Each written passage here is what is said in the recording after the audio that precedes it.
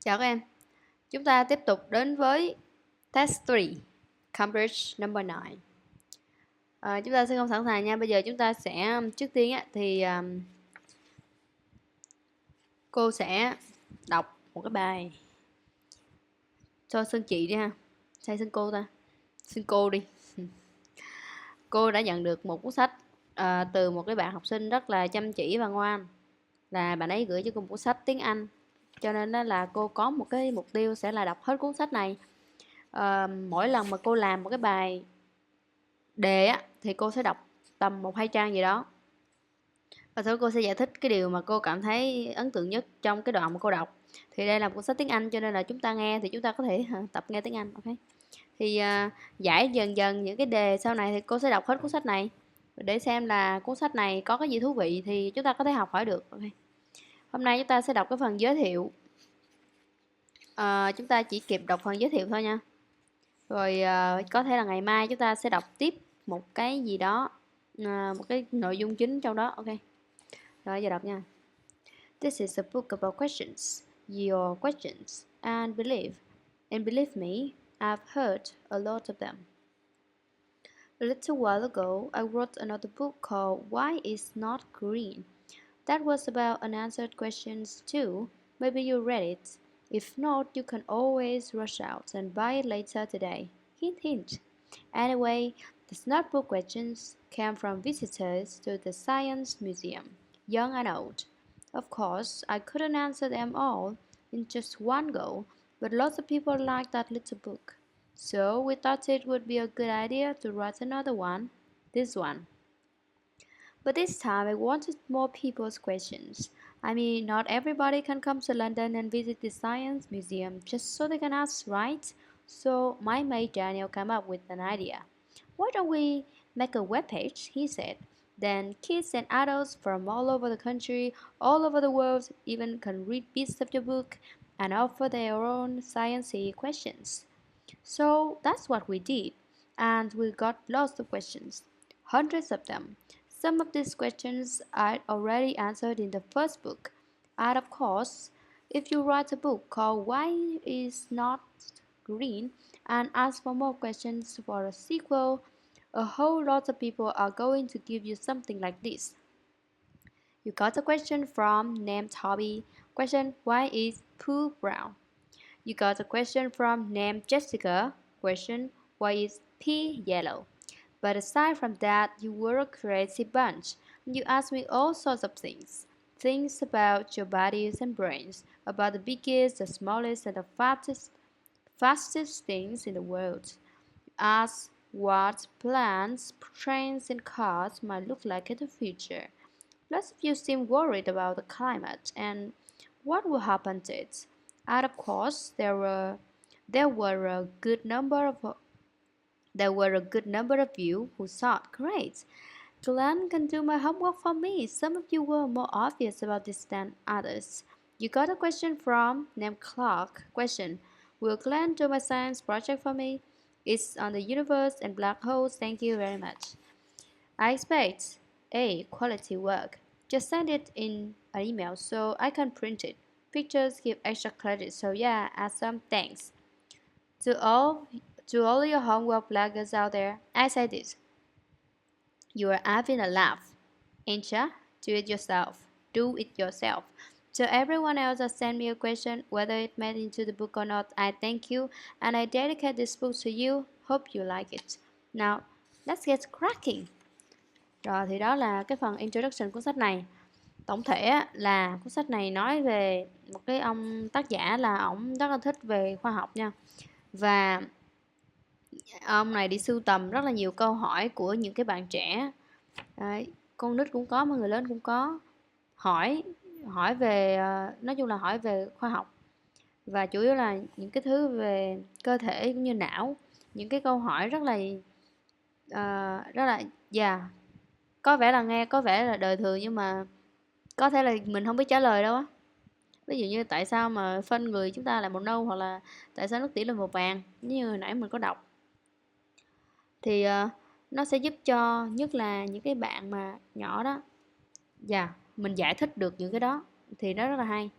Thế đó là Và ông này kể là ông này và bạn ông này nghĩ ra cái ý tưởng là làm sao để có rất nhiều câu hỏi để mà có idea mà viết sách. Thì họ tạo một cái trang web để hỏi, để người ta gửi câu hỏi về thì nhận được rất là hàng trăm câu hỏi. Thì ông này cảm ơn tất cả mọi người, và những cái đứa nào mà gửi cho ông này gì bắt làm bài tập giùm á, thì ổng nói làm tự làm nha. Ok, tự làm. Còn những cái người mà gửi câu hỏi thì có được trả lời hay không trong cuốn sách này thì ông vẫn rất là cảm ơn. Rồi thì trong này là rất là nhiều câu giải thích về 10 vạn câu hỏi vì sao, về khoa học và những thứ gì đó liên quan tới cơ thể người, hoặc là không phải người luôn, có những cái không phải là về người đó nha, về những cái con vật khác hoặc là những cái thứ ở trong thế giới tự nhiên thì sẽ được trả lời trong cuốn sách này. Rất là thú vị ha. Thì lần sau có thể chúng ta sẽ đọc tiếp. Hôm nay chúng ta đọc hết này là 3 trang. Bây giờ chúng ta sẽ giải đề nha mấy anh chị. Rồi cô sẽ bắt đầu làm.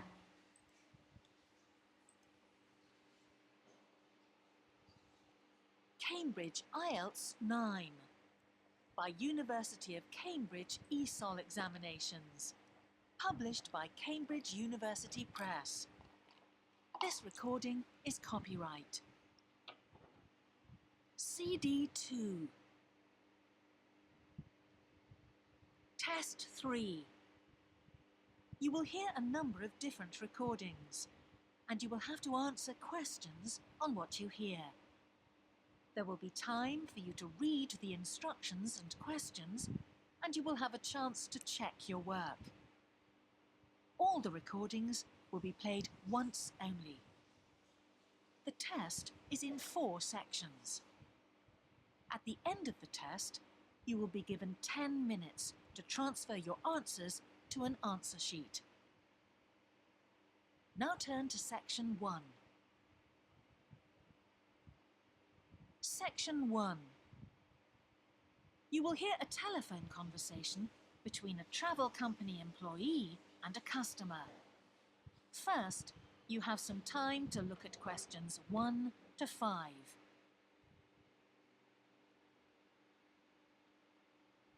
Help you? Yes, I hope so.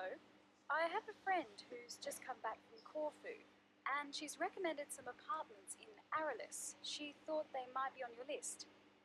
Aralis. Let me see. Can you give me the names? Yes, the first's Rose Garden Apartments. I'd like to go with another friend in the last week of October. Well, we've got a lovely studio flat available at that time. I'm sure you'd enjoy the entertainment program there too, with Greek dancing in the restaurant.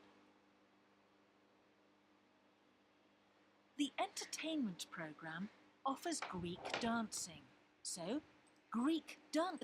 Yes, the first's Rose Garden. I'm sure you'd enjoy the entertainment program there too, with Greek dancing in the restaurant. And the cost for each of us? £219. That sounds very reasonable. Just jotting down some notes. Now, the second one she mentioned was called Blue Bay. Blue Bay.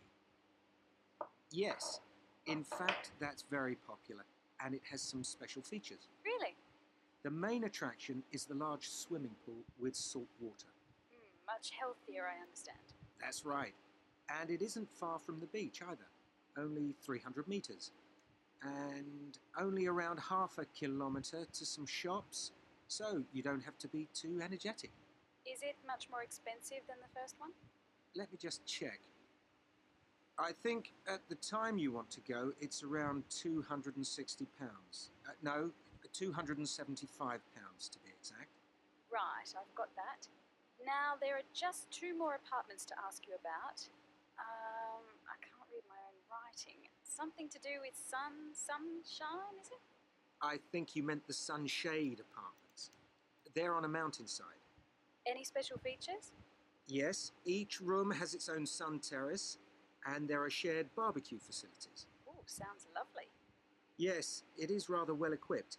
It also provides water sports, it has its own beach, there are facilities for water skiing. Any kite surfing? My friend's quite keen. Not at the hotel, but I'm sure you'll find some in Arilis. There's also satellite TV in the apartments. And how much is that one?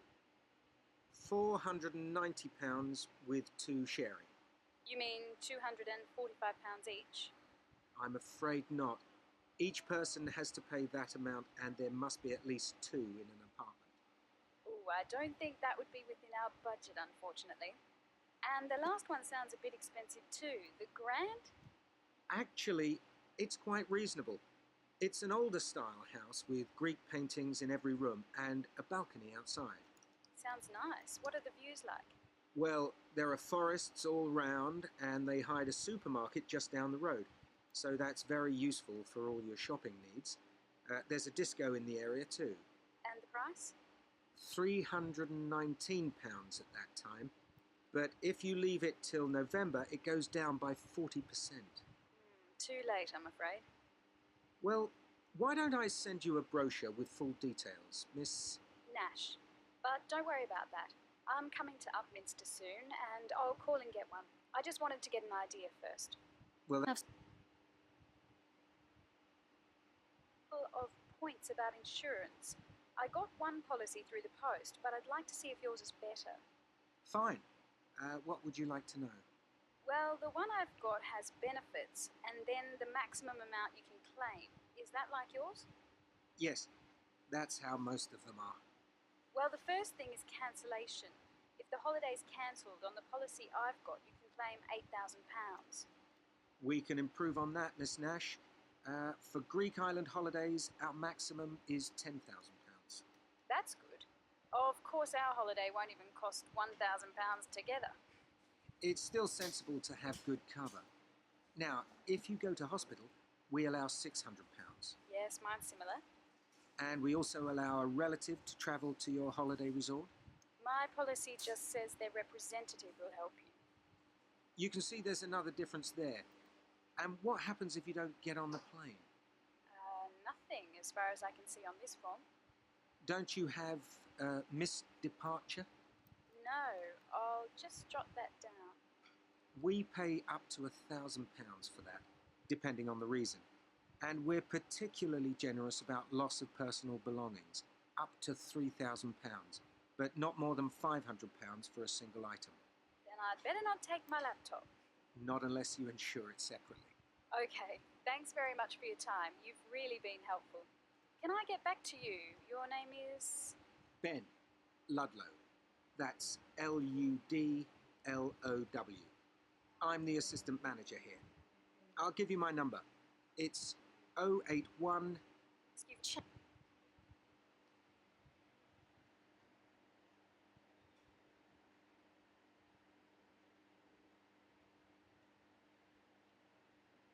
Now turn to section 2.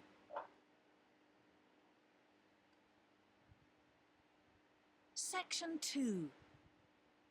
You will hear a talk on local radio about a children's theme park. First, you have some time to look at questions 11 to 13. So questions 11 to 13. For the second in our series about locally run businesses, we meet Simon Winridge, co-founder of the hugely successful Winridge Forest Railway Park. Welcome, Simon. Now, perhaps you can begin by telling us a little bit about how it all started. Well, during the 1970s, my wife Liz and I had just acquired 80 acres of sheep farming land, and we decided to settle down and have children. Pretty soon we had a daughter, Sarah, and a son, Duncan.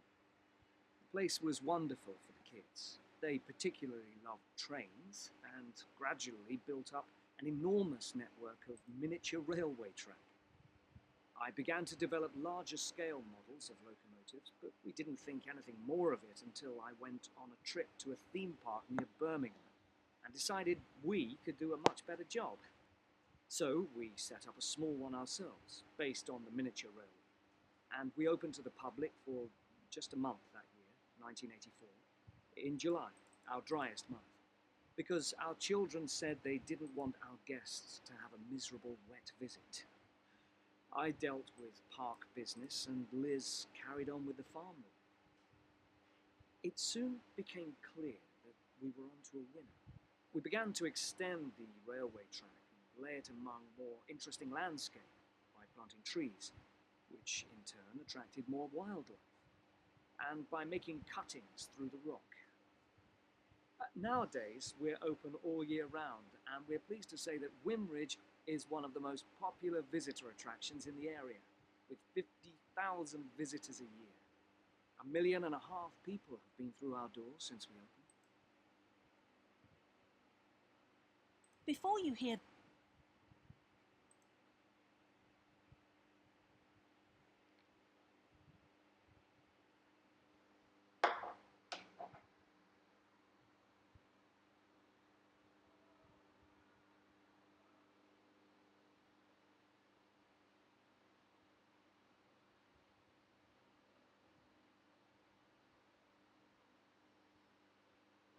Now listen and answer questions 14 to 20. All these visitors mean we have had to expand our operation, and it's now a truly family concern. I'm near to retirement age, so I only concern myself with looking after the mechanical side of things, keeping the trains going. Liz now devotes all her energies to recruiting and supporting the large squadron of workers, which keep the place running smoothly. We're really pleased that after some years away teaching, Sarah has now returned to the park and makes sure the visitors are kept fed and watered, which keeps her pretty busy, as you can imagine. Our son Duncan has been a stalwart of the park for the last 10 years, taking over from me in the area of construction. And I'll say a little bit more about that in a moment. And his new wife, Judith, has also joined the team in charge of retail. That's becoming a tremendous growth area for us. A lot of people want to buy souvenirs. So have you finished your development of the site for the moment? Not at all. We're constantly looking for ways to offer more to our visitors. The railway remains the central feature, and there's now 1.2 kilometres of the line laid, but we'd like to lay more. Because of the geology of the area, our greatest problem is digging tunnels, but we're gradually overcoming that. We're also very pleased with a new installation of the go-kart arena, which is 120 square metres in area. Again, the problem is the geology. We had to level the mounds on the track for safety reasons. We wanted to enable 5 to 12-year-olds to use the go-karts. And the main attraction here is the Formula One kart. We've known fights to break out over who gets it. And then, finally, to our most recent.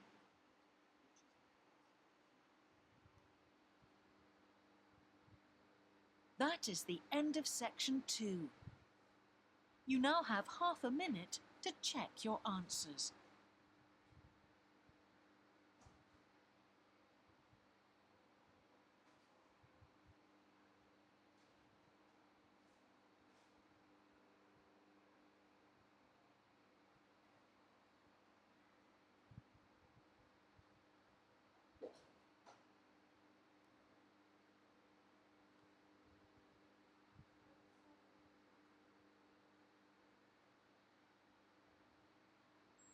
Now turn to section 3.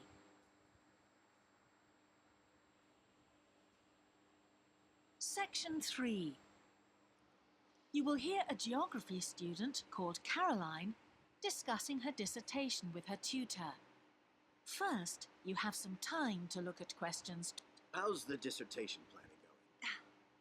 Well, Dr. Shulman, I'm still having a lot of trouble deciding on a title. Well, that's perfectly normal at this stage. And this is what your tutorials will help you to do. Right. What we'll do is jot down some points that might help you in your decision. First of all, you have chosen your general topic area, haven't you? Yes, it's the fishing industry. Oh yes, that was one of the areas you mentioned. Now, what aspects of the course are you good at? Well, I think I'm coping well with statistics, and I'm never bored by it. Good. Anything else? Well, I found computer modeling fascinating. I have no problem following what's being taught, whereas quite a few of my classmates find it difficult. Well, that's very good. Do you think these might be areas you could bring into your dissertation? Oh, yes, if possible. It's just that I'm having difficulty thinking how I can do that. You see, I feel I don't have sufficient background information. I see. Well, do you take notes? I'm very weak at note taking. My teachers always used to say that. Well, I think you really need to work on these weaknesses before you go any further. What do you suggest? Before you hear the rest of the tutorial, you have some time to look at questions 24 to 30.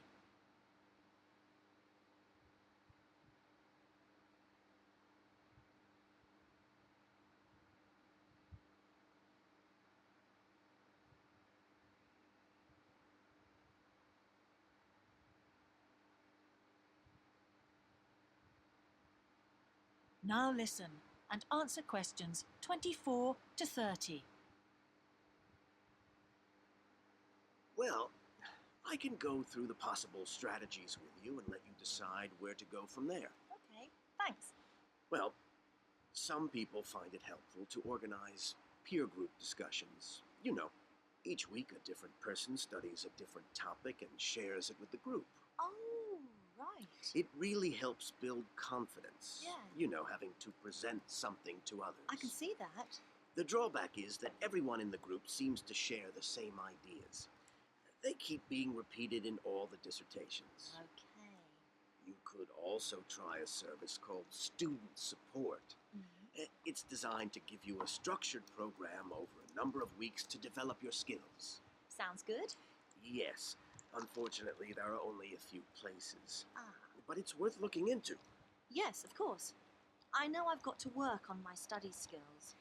And then there are several study skills books you can consult. Right. They'll be a good source of reference. But the problem is, they are sometimes too general. Yes, that's what I've found. Other than that, I would strongly advise quite simple ideas Bài này dễ nha. like using Bài a này dễ. card index. Well, yes, I've never done that before. It's simple, but it really works because you have to get points down in a small space. Another thing I always advise is don't just take your notes and forget about them. Read everything 3 times. That'll really fix them in your mind. Yes. I can see it'd take discipline, but... Well, if you establish good study skills at this stage, they'll be with you all your life. Oh, yes, I completely agree. It's just that I don't seem to be able to discipline myself. I need to talk things over. Well, we'll be continuing these tutorials, of course. Let's arrange next month's now. Let's see. I can see you virtually any time during the week starting the 22nd of January. What about the 24th? I'm free in the afternoon. Sorry, I'm booked then. What about the following day? The Thursday, Yeah. I can make the morning. Fine. We'll go for the 25th then. That's great. Thanks. That is the end of section 3. You now have half a minute to check your answers.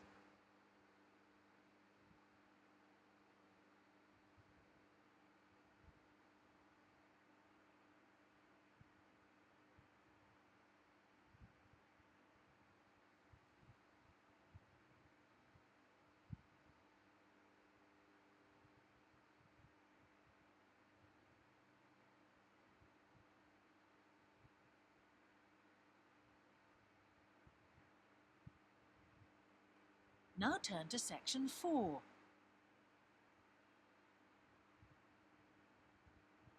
Section 4. You will hear part of a lecture about an experimental design for a house. First, you have some time to look at questions 31 to 40.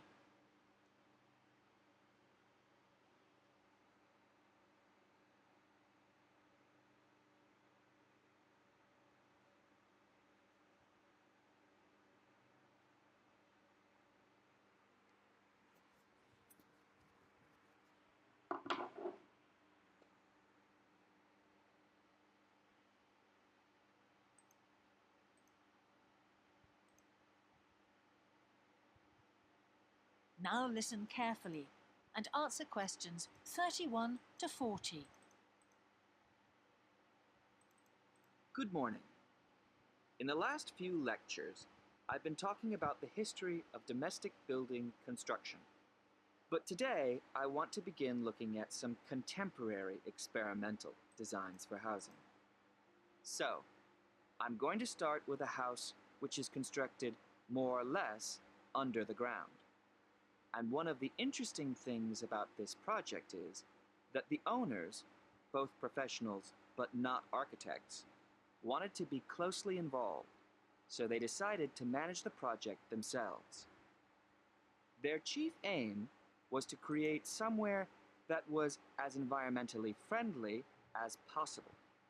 But at the same time, they wanted to live somewhere peaceful.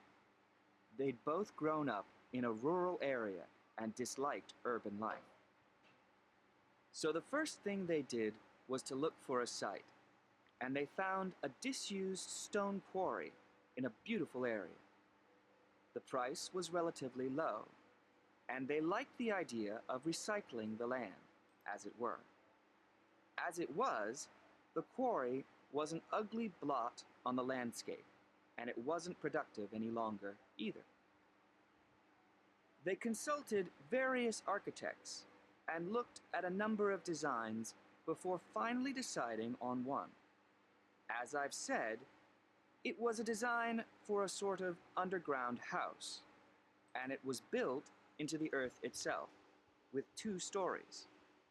The north, east, and west sides were set in the earth, and only the sloping south-facing side was exposed to the light. That was made of a double layer of very strong glass. There were also photovoltaic tiles fixed to the top and bottom of this sloping wall. These are tiles that are designed to store energy from the sun, and the walls had a layer of foam around them too to increase the insulation.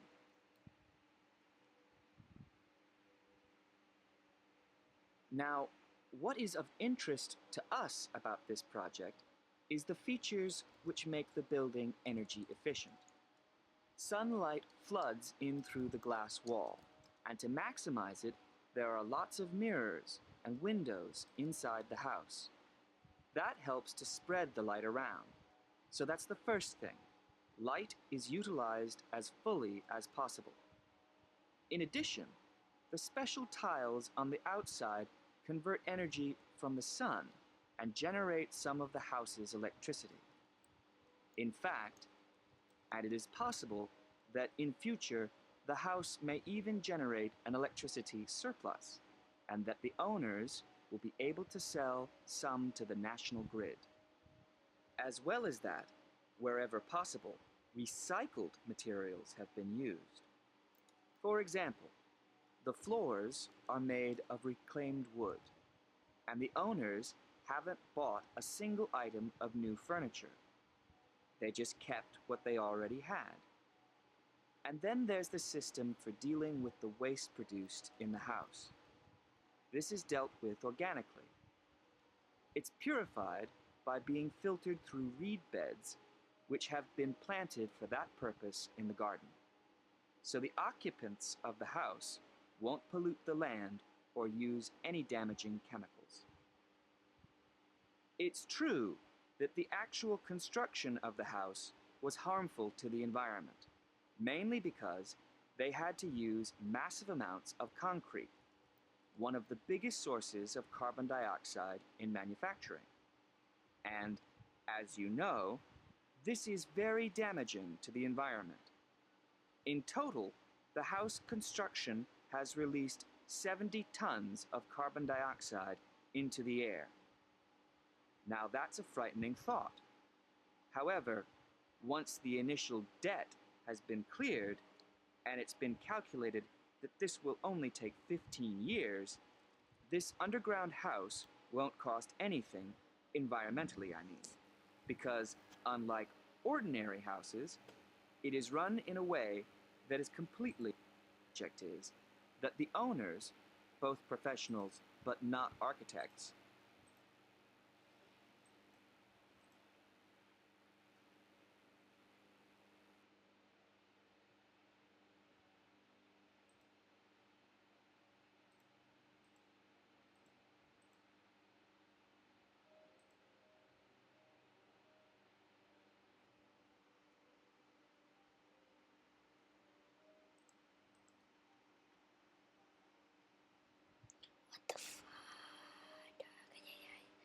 Chị ơi lại đây coi nè.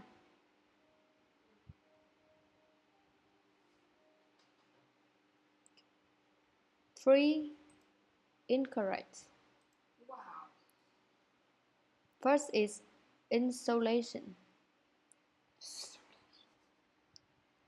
And the other two is statistic with an S. Rồi. And note taking with a dash. Chứ không nói được chỉnh. Mà làm bài của em là gì? It's new. Wow. Nè em bài đầu là